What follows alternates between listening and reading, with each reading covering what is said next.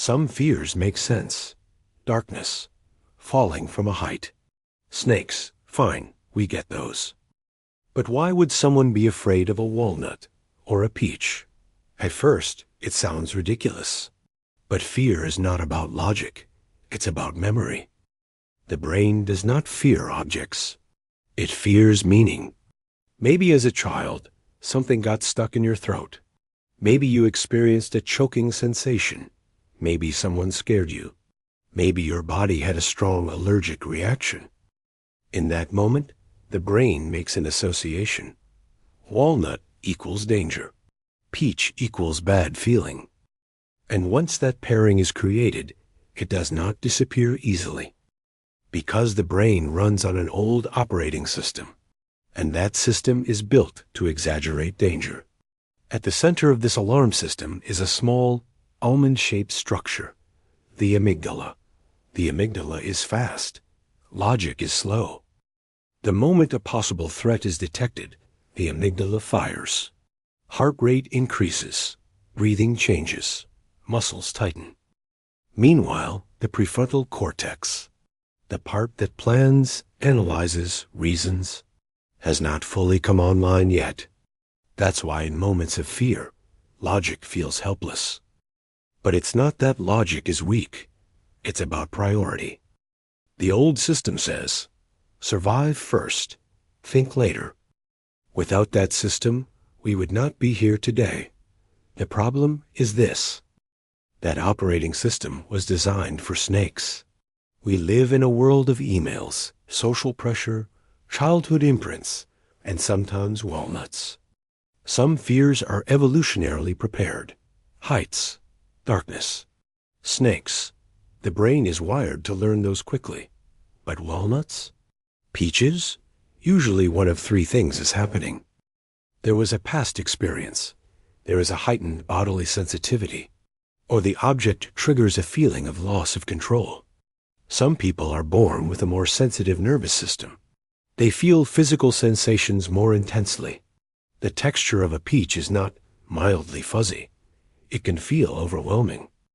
In those cases, it's not really fear of the object. It's fear of the bodily sensation. The throat tightens. The heart skips. A subtle choking sensation appears. The mind interprets it instantly. Danger, and fear begins. So is fear just the body taking control of the mind? Partly yes, but more accurately. The old operating system takes priority. Think of it as two layers.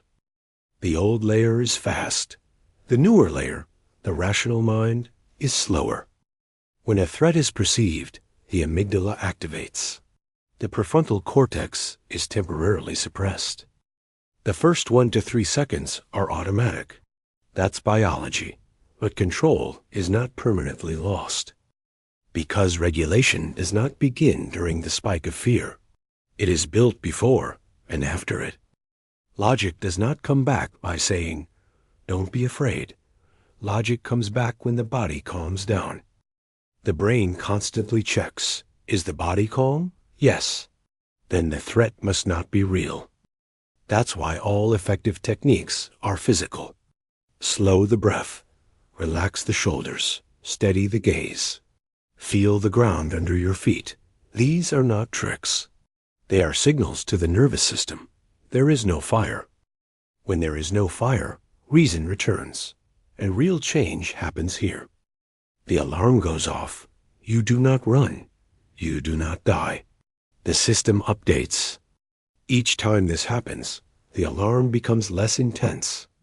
Fear does not disappear, but it recalibrates. And here is the deeper truth. Most people are not afraid of the threat. They are afraid of the fear itself. They fear the racing heart. They fear the tight throat. They fear losing control. Maybe it was never about the walnut. Maybe it was never about the peach. Maybe it was always about this question. What if I lose control? And maybe freedom begins here, when fear arrives, not by silencing it, but by staying inside it long enough to see that you survive. The old operating system cannot be deleted, but it can be trained. and leadership is not taken back by force. It is taken back by calming the body.